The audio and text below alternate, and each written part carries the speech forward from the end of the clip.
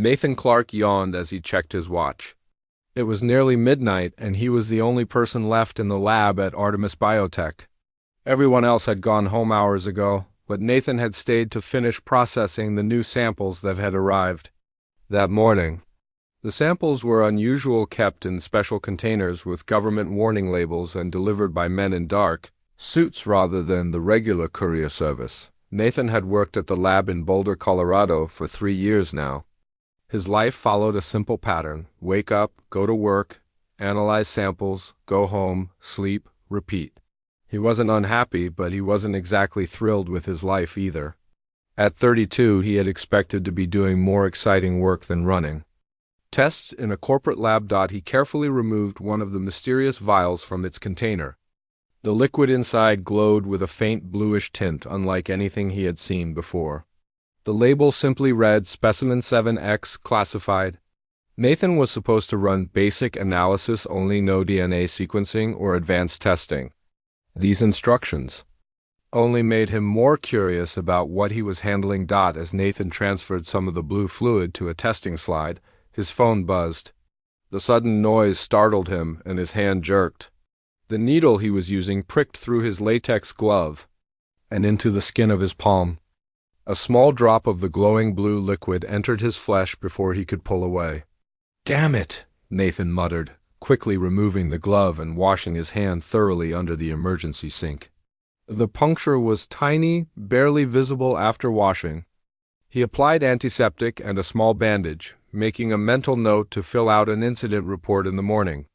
For now, he was too tired and just wanted to finish his work. The next morning, Nathan felt strangely energized despite his late night. He had slept deeply and woken before his alarm, his mind clear and focused. Even the usual traffic on his commute didn't bother him. He almost forgot about the needle stick until he removed the bandage and found no mark at all where the puncture had been. At the lab, a new face greeted him. "Hi, I'm Dr. Olivia Martinez. I just transferred from the San Diego branch," she said, extending her hand. Olivia had warm brown eyes and a confident smile that immediately put Nathan at ease. "Nathan Clark, nice to meet you," he replied, shaking her hand. "What brings you to our humble lab in Colorado?" "I'm here to work on the new project, the classified samples," she explained. "I have a background in genetic anomalies, and apparently these samples need someone with my expertise." Nathan felt a strange flutter in his stomach at the mention of the samples. Should he tell her about the accident? He decided against it. Why risk getting in trouble on her first day? Instead, he offered to show her around the facility. Throughout the day, Nathan noticed odd things happening. He could hear conversations from across the lab that should have been impossible to hear. When he dropped a glass beaker, his hand shot out and caught it with reflexes he never knew he had. Most strangely, when he accidentally touched the metal lab table while thinking about how cold the room was, the temperature control system suddenly adjusted upward as if responding to his thoughts. A week passed, and the changes intensified. Nathan could read entire pages of scientific journals with a single glance, remembering every detail. His body was changing too, his muscles becoming more defined despite no change in his exercise routine. His eyes, previously a dull brown, now had flecks of glowing blue in them that he had to hide with sunglasses. Olivia noticed the changes. "You seem different from when I first met you," she said during lunch break. "More focused, faster. Is everything okay?" Nathan almost told her the truth but hesitated. "Just been taking some new vitamins," he lied, immediately feeling guilty. That night, alone in his apartment, Nathan stared at his reflection. The blue flecks in his eyes were brighter now, and when he concentrated, he could make small objects move without touching them. He held out his hand toward a pen on his desk, and it floated up, hovering an inch above the surface. When his concentration broke, the pen clattered back down. "What's happening to me?" he whispered to the empty room. The next morning, 2 men in dark suits arrived at the lab. Nathan overheard them talking to the lab director from an impossible distance through 2 closed doors. "The sample shows signs of contamination," one man said. "We need to check everyone who had access." "We can't risk exposure," the other added. "If anyone has been affected, they'll need to come with us for observation," Nathan's heart raced. They were looking for him. Though they didn't say it directly, he knew observation meant becoming a test subject himself. He needed help, and there was only one person he thought might understand. During lunch, he found Olivia alone in the break room. "I need to tell you something," he said quietly, "but not here. Can we meet after work?" Olivia studied his face, noting his concealed eyes. "Is this about the samples, the classified ones?" Nathan nodded. "My place at 8, she said, writing her address on a slip of paper. "Come to the back door." The rest of the day passed in anxious waiting. Nathan noticed one of the suited men watching him through the lab windows. When he focused his hearing, he could hear the man speaking quietly into a phone. "Subject shows possible signs. We'll continue surveillance." At 7:30, Nathan left through a side exit, avoiding the main entrance where he suspected the men might be waiting. As he walked to his car, he felt a strange tingling sensation at the base of his skull. Turning around, he saw nothing, but somehow knew he was being followed. He drove randomly through the streets of Boulder, taking sudden turns and doubling back until he was certain he had lost any tail. By the time he arrived at Olivia's small house on the outskirts of town, it was past 8. Olivia opened the back door before he could knock. "I was worried you weren't coming," she said, ushering him inside at her living room. Converted partially into a home lab, Nathan finally removed his sunglasses. Olivia gasped at the glowing blue flecks in his eyes. "It was an accident," Nathan explained, telling her about the needle stick. "But something's happening to me. I'm changing, and I don't understand how or why." Instead of fear, Olivia's face showed fascination. She took his hand, examining it closely. "The sample you were exposed to, it's not from Earth, Nathan." "What do you mean?" "That's why I was transferred here. The samples contained DNA from an unknown origin recovered from a crash site in Nevada 6 months ago. No one was supposed to be directly exposed." She looked into his glowing eyes. "You're the first human to carry alien DNA, and from what I can see, it's not just in your system it's changing you." Nathan's mind reeled with the implications. Before he could respond, all the lights in Olivia's house flickered wildly. Outside, a car engine started. "They found us," Olivia whispered, peering through the blinds. "Government agents, we need to leave, now." Nathan felt something new stir within him, a power he didn't understand but somehow knew how to use. He raised his hand toward the approaching car, and suddenly its electrical system failed completely. The engine died and the vehicle rolled to a stop. "How did you do that?" Olivia asked, eyes wide. "I don't know," Nathan replied, "but I think this is just the beginning." Nathan and Olivia fled through the back door of her house as more government cars pulled up on the street. They ran across her backyard and into the woods behind her property, the darkness covering their escape. Nathan felt different as they moved through the trees. His vision was crystal clear despite the lack of light, and he could hear the agents calling to each other from hundreds of yards away. "They're splitting up to search the area," Nathan whispered to Olivia. "We need to keep moving." Olivia looked at him with surprise. "How can you hear them from here?" "I don't know. It's like my senses are turned up to maximum," Nathan replied. "I can see perfectly in the dark, too." They continued through the woods until they reached a small road where Olivia had parked her second car, an old blue sedan she kept as a backup. "I had a feeling we might need to leave quickly," she explained as they got in. "I've been researching these samples for weeks. The government is very protective of them." They drove through the night, heading west toward the mountains. Nathan's mind raced with questions. "What else do you know about these samples? What's happening to me?" Olivia kept her eyes on the road. "The samples contained DNA from a species not from Earth. The crash site in Nevada was some kind of small spacecraft. Whatever was inside didn't survive, but they recovered biological material. The DNA structure is unlike anything we've seen that can adapt and integrate with other species." "So on becoming what? An alien?" Nathan's voice shook slightly. "Not exactly. From what I can tell, the DNA is merging with yours, creating something new, a hybrid. That's why you're developing these abilities." Your human body is being enhanced by alien genetics. They found a small motel outside of a town called Pine Ridge and paid cash for a room. Once inside, Olivia took a small kit from her bag and drew. Some of Nathan's blood. I brought some basic equipment. It's not much, but I can run some tests. While Olivia worked, Nathan went to the bathroom and looked at himself in the mirror. The blue flecks in his eyes were brighter now, almost glowing in the dim light. His face looked different too, his features more defined, his skin clearer. He lifted his shirt and gasped.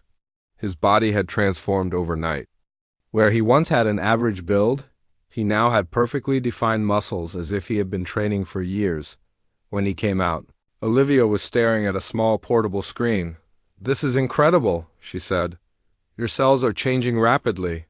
The alien DNA isn't just merging with yours, it's improving it, fixing flaws, enhancing everything. Is it dangerous? Am I going to die from this?"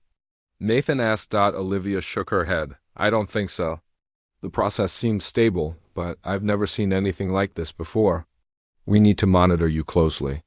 They spent the next 2 weeks moving from motel to motel, staying ahead of the government agents while Olivia continued her tests. Each day, Nathan discovered new abilities. He could move objects with his mind, controlling them with increasing precision. When he concentrated, he could influence electronic devices, turning them on and off at will. Most surprisingly, he found he could heal minor injuries almost instantly. One morning, Nathan woke up to find he could feel the electrical currents running through the walls of their motel room. He could sense every electronic device within 100 yards: cell phones, computers, even the tiny chips in credit cards. When he focused, he could read the data flowing through them. "Olivia, I can feel the information in your laptop." Sighed, his eyes closed. "You're looking at a file called Specimen 7X Analysis. There's a paragraph about potential applications for space travel."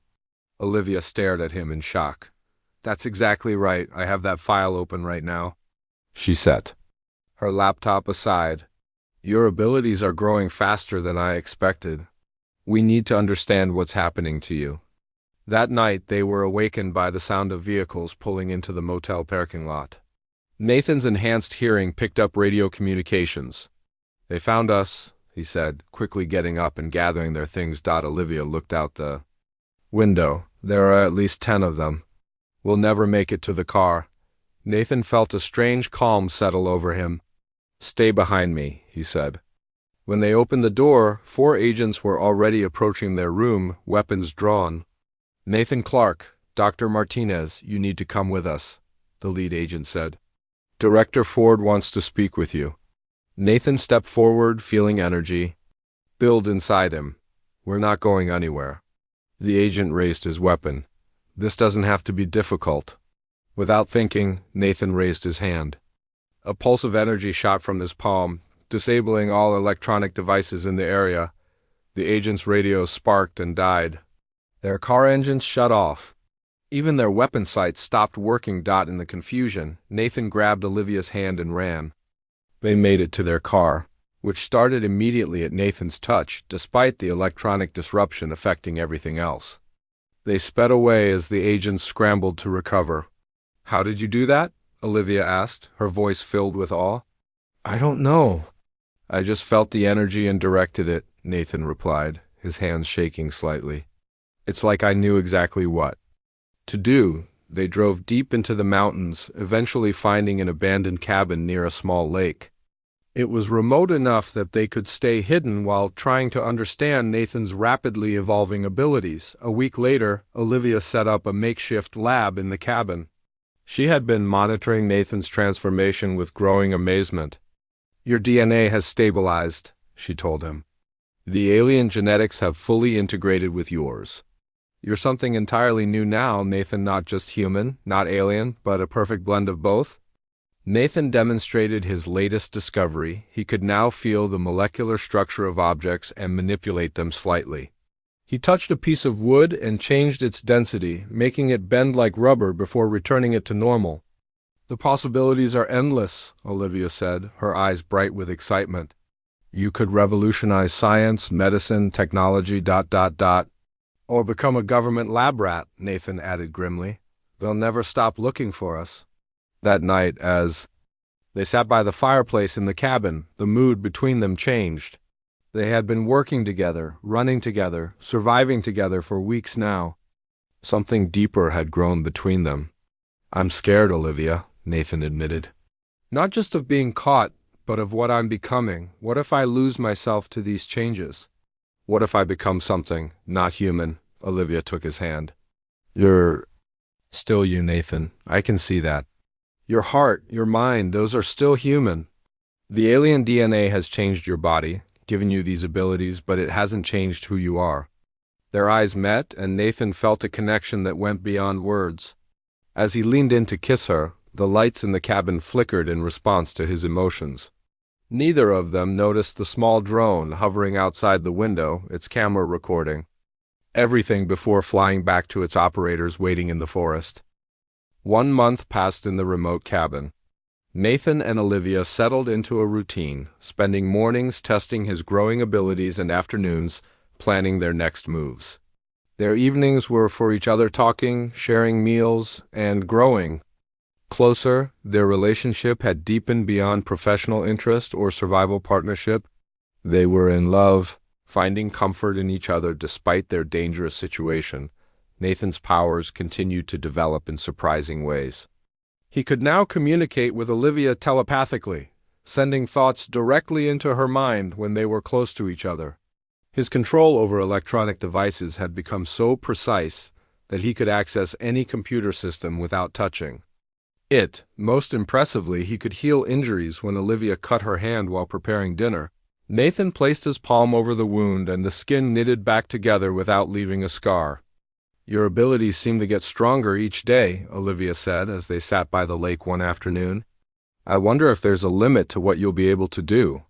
Nathan skipped a stone across the water, using his mind rather than his hand to guide. Sometimes it scares me. What if I keep changing until I'm not human at all? Olivia squeezed his hand. You'll always be human where it counts in your heart and your mind. These abilities don't define you. Their peaceful existence was shattered. The next morning, Nathan woke up suddenly, sensing electronic signals approaching. They found us, he said, gently shaking Olivia awake. Government vehicles about 2 miles away and coming fast. They grabbed their emergency bags, always packed and ready, and ran from the cabin. They had practiced this escape many times. Heading for a small cave system in the hills that would hide them from thermal imaging, they were halfway to the caves when the first helicopter appeared overhead. Nathan reached out with his mind, disrupting its navigation systems. The helicopter veered away, its pilot struggling to maintain control.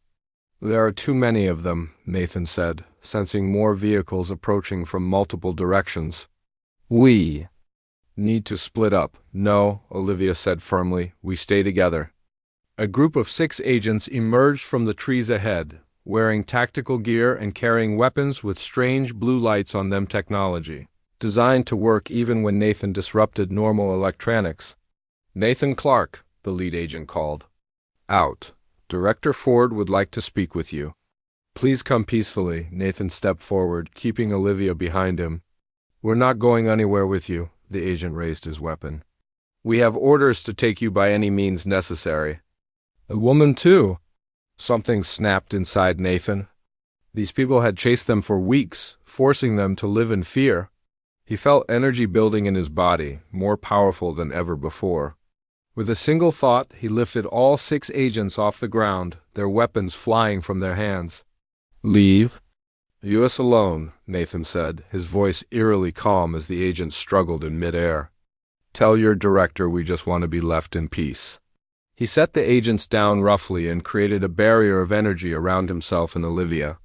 They backed away slowly, then turned and ran deeper into the forest. They traveled for days, moving only at night, avoiding roads and towns. Nathan's abilities made it easier. He could sense people and technology from a distance, allowing them to avoid detection. Eventually, they reached a small coastal town in Oregon where they found a fishing boat for sale. Using money Olivia had saved for emergencies, they bought the boat and supplies. We can sail down the coast, Olivia suggested. Find somewhere remote to start over. 2 weeks later, they were living on the boat, anchored in a hidden cove along the California coast. The constant movement made it harder for the government to track them. Nathan had learned to mask his energy signature, making him nearly invisible to the special detection equipment they knew was being used to find him. One morning, Olivia woke up feeling ill. She rushed to the small bathroom on the boat, overcome with nausea. Nathan waited outside, concerned. "Are you okay?" he asked when she finally emerged, looking pale. "I'm not sure," she replied. "I've been feeling strange for a few days now." Nathan placed his hand gently on her forehead, using his abilities to sense what was happening inside her body. His eyes widened with shock. "Olivia," he whispered, "you're pregnant." She stared at him in disbelief. "That's not possible. We've been careful, and with everything going on, the stress alone should have ... "I can sense it," Nathan insisted. "There's a life growing inside you.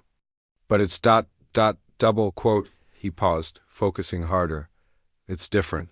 The baby has markers from both of us, but also something else. Something like me, but more." Olivia sat down heavily on the bed.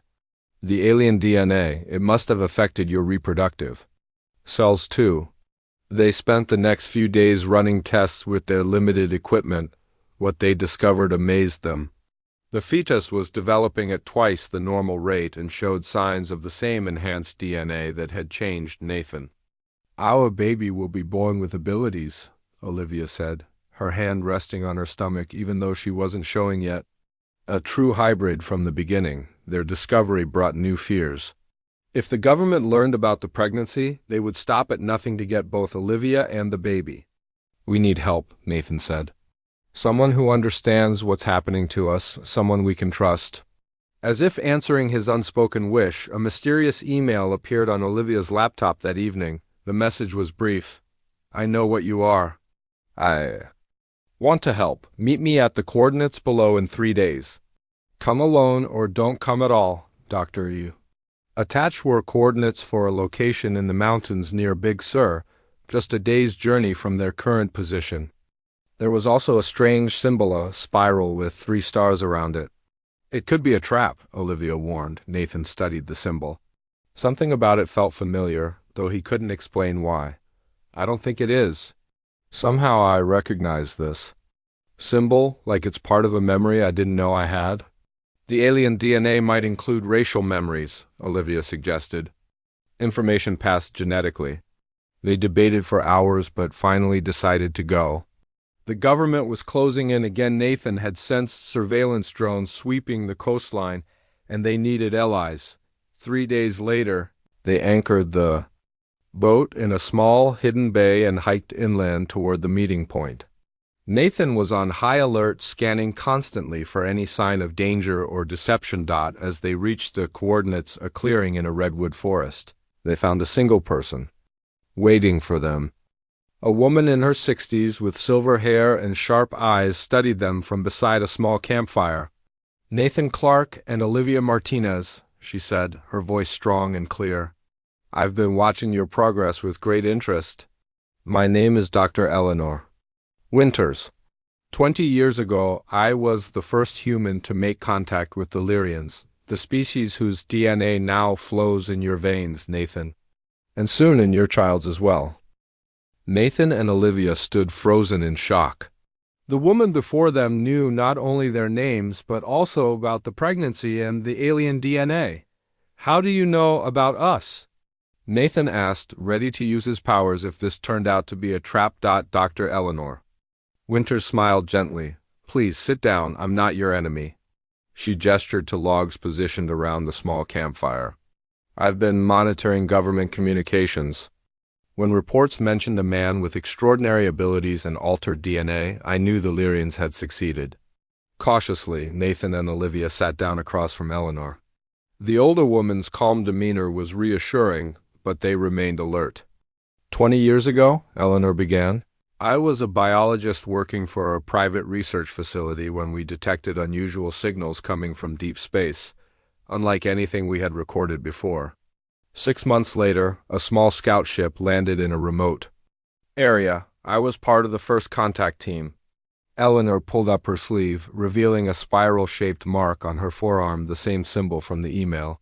The Lyrians are peaceful explorers, she continued. They've been studying Earth for centuries, watching our development. They believe humans have great potential but are developing too slowly. Their solution was to find compatible humans and share their genetic advantages. You mean I wasn't an accident? Nathan asked. They planned this? Eleanor nodded. The sample you were exposed to was designed to find a suitable host. The needle stick was no coincidence. The sample was programmed to seek genetic compatibility. You were chosen, Nathan. Olivia placed a protective hand over her still flat stomach. And our baby? Was that planned too? The Lyrians believe in natural selection, Eleanor explained. They wouldn't force a pregnancy, but they would have known it was possible. Your child will be extraordinary, the first natural-born human-Lyrian hybrid.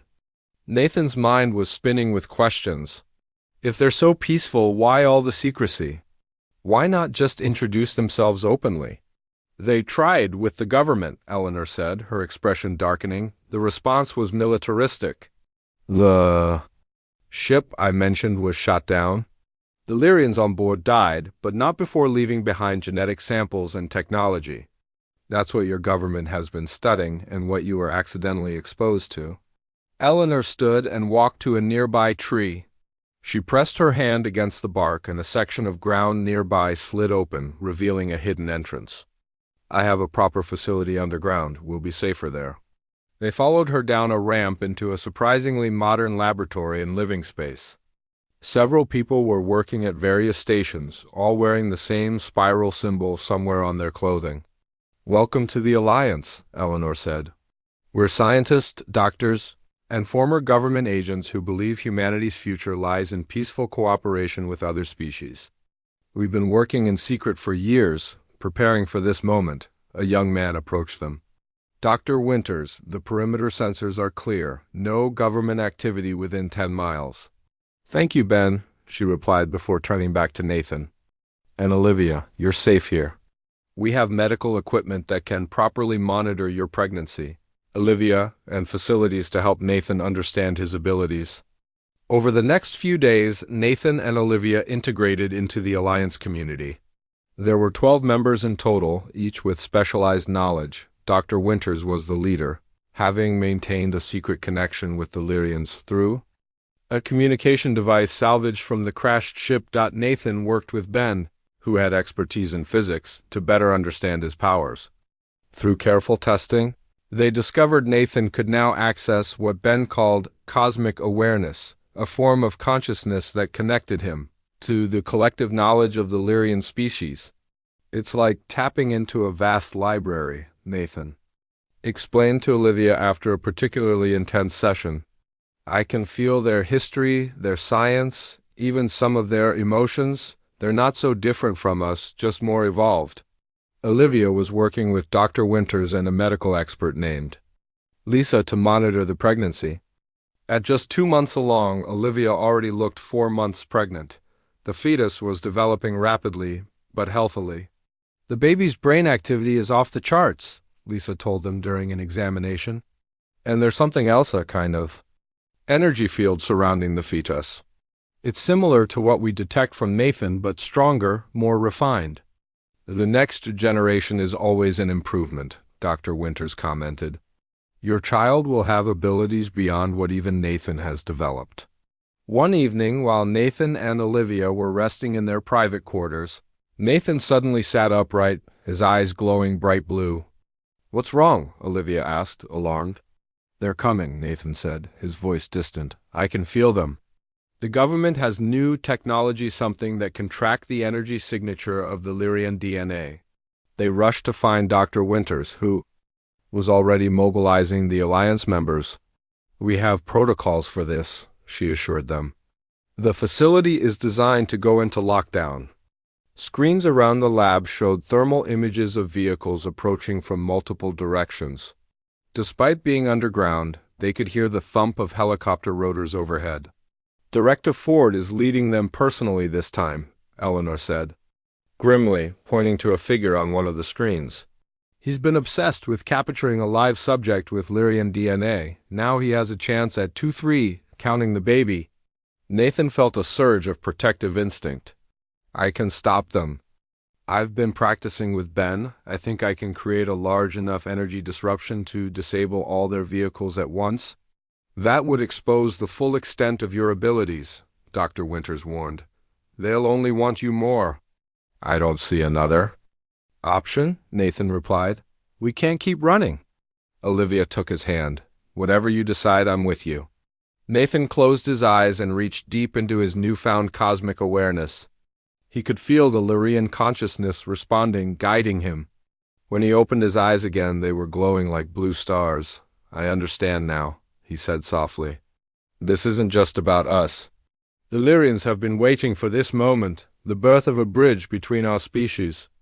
Our child is the beginning of something greater. Nathan walked to the center of the lab and raised his hands. Energy began to flow from him in visible waves of blue light. The Alliance members stepped back in awe as the energy expanded, passing through the walls and earth above them. Outside, every vehicle and electronic device within a mile radius suddenly failed. Guns with electronic components stopped working. Communication devices went silent. Even the special tracking technology the government had developed to detect Lyrian energy signatures overloaded and burned out. Nathan lowered his hands, swaying slightly from the effort. Olivia rushed to support him. What did you do? She asked. I sent a message, Nathan replied. Not just to them, but to the Lyrians as well. It's time for everyone to stop hiding. Dr. Winters looked at the monitors, which were now coming back online. The government forces were in disarray, but they hadn't retreated. They won't give up, she said.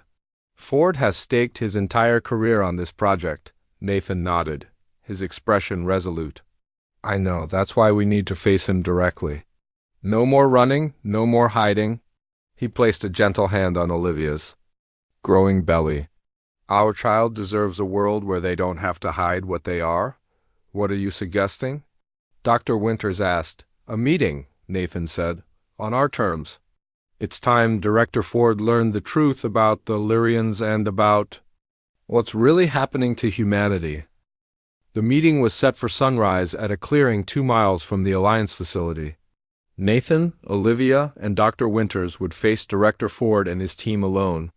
The rest of the Alliance members would remain at the base, ready to help if needed. As dawn broke, Nathan stood tall beside Olivia, whose pregnancy now showed clearly at what appeared to be 6 months along. Though it had been only 3 months since conception, Dr. Winters stood slightly behind them, a small device in her hand that she claimed would prove everything they would tell Ford. Are you sure about this? Olivia asked, squeezing Nathan's hand nervously. Yes, Nathan replied. No more running. Our child deserves better. 3 black SUVs approached the clearing and parked in a semicircle. Men in tactical gear emerged first, weapons ready. Then a tall man with gray hair and a stern face stepped out of the middle vehicle. Director Alan Ford walked forward with confident strides, stopping 10 feet away from them. Mr. Clark, Dr. Martinez. His eyes narrowed as he noticed Olivia's condition. I see the situation has developed since our last encounter. Director Ford, Nathan acknowledged. Thank you for agreeing to meet. Ford's laugh was cold. Did I have a choice after you disabled my entire operation yesterday? Quite a display of power. Exactly why we need to bring you in. You've been chasing the wrong goal, Nathan said calmly. The Lyrian DNA isn't a weapon to be controlled. It's a gift. Ford's expression hardened. A gift? From an alien species that crashed on our planet? A species we know nothing about? Dr. Winters stepped forward. That's where you're wrong, Alan. We know a great deal about them, more than your classified reports show. Ford's eyes widened slightly as he recognized her. Dr. Winters, you disappeared 20 years ago. We thought you died in the initial contact event. I chose to work with the Lyrians instead of against them, she replied. They've been watching Earth for centuries, waiting for us to evolve enough for proper contact. Nathan extended his hand, palm up, creating a small orb of blue energy that floated above his skin. This power isn't meant to harm. The Lyrians are peaceful explorers. They believe humanity has great potential but needs help to reach it. And we're supposed to just trust that, Ford demanded. Accept alien interference in human evolution? See for yourself, Nathan said. He closed his eyes, concentrating deeply. The blue energy expanded, creating a field that encompassed everyone in the clearing. Suddenly, images appeared in the air, around them visions of the Lyrian homeworld. Glimpses of their history, their peaceful explorations of the galaxy, their long observation of Earth. "What is this?" Ford whispered, his usual confidence shaken. "The truth," Nathan replied. "I can access their memories, their knowledge. They don't want to conquer or control us. They want to help us join a larger community of intelligent species." As the visions faded, Olivia suddenly gasped and doubled over. Nathan was immediately at her side, supporting her. "The baby," she said through clenched teeth. "Something's happening." Ford signaled his men, who raised their weapons. "Stay back!" Nathan shouted, a pulse of energy pushing everyone away. He gently lowered Olivia to the ground as Dr. Winters rushed to examine her. "She's going into labor," Dr. Winters announced. "The baby is coming now. That's impossible," Ford said. "She can't be more than a few months pregnant." "The hybrid pregnancy develops much faster," Dr. Winters explained while checking Olivia's vital signs. "We need to get her to our medical facility immediately." Nathan looked up at Ford, his eyes glowing bright blue. "Help us or stay out of our way. Your choice, Director." Something in Nathan's voice, or perhaps the extraordinary situation, caused Ford to hesitate. After a moment, he nodded to his men to lower their weapons. "What do you need?" Working together, they transported Olivia back to the Alliance facility. Ford was permitted to bring only 2 of his most trusted people inside. The rest waited outside under the watchful eyes of Alliance members in the medical bay. Olivia's labor progressed with surprising speed. Nathan never left her side. Using his abilities to ease her pain and monitor the baby's condition, Dr. Winters and Lisa worked efficiently to prepare for the birth. "The baby's energy signature is off the charts," Lisa reported, looking at a specialized scanner. "I've never seen anything like it." Ford watched from the corner of the room, his face unreadable. "What exactly are we dealing with here?" "The future," Nathan replied simply. "After just 2 hours of labor, Olivia gave birth to a baby girl. The moment the child entered the world, every light in the facility brightened, and electronic devices briefly activated on their own. The baby didn't cry, but instead opened her eyes immediately, eyes that glowed with the same blue light as Nathan's, but brighter, more intense. "She's perfect," Olivia whispered, tears of joy streaming down her face as she held her daughter. Nathan placed his hand gently on the baby's head, establishing a telepathic connection. His expression changed from wonder to amazement. "She's already aware, fully conscious. She understands who we are." As if confirming his words, the baby looked directly at Ford, who had moved closer to see. The moment their eyes met, Ford gasped and stumbled backward. "What just happened?" he demanded, his voice shaking. "She showed you what she showed me," Nathan explained. "The future. What humanity can become if we work together with the Lyrians instead of fighting them." Ford sat down heavily, his worldview clearly shaken. "I saw peace, advanced technology, cures for diseases we thought were incurable, space travel beyond anything we've imagined. All possible," Dr. Winters confirmed, "with cooperation instead of fear." The baby girl, whom Nathan and Olivia named Aurora, grew visibly over the next few days. By the end of her first week, she appeared to be several months old. Her abilities manifested immediately. Objects floated around her crib when she was happy, and she could communicate telepathically with her parents and anyone else who came near her. Director Ford remained at the facility, sending his men away, with orders to report that the situation was under control. He spent hours each day observing Aurora and talking with Nathan and the Alliance members.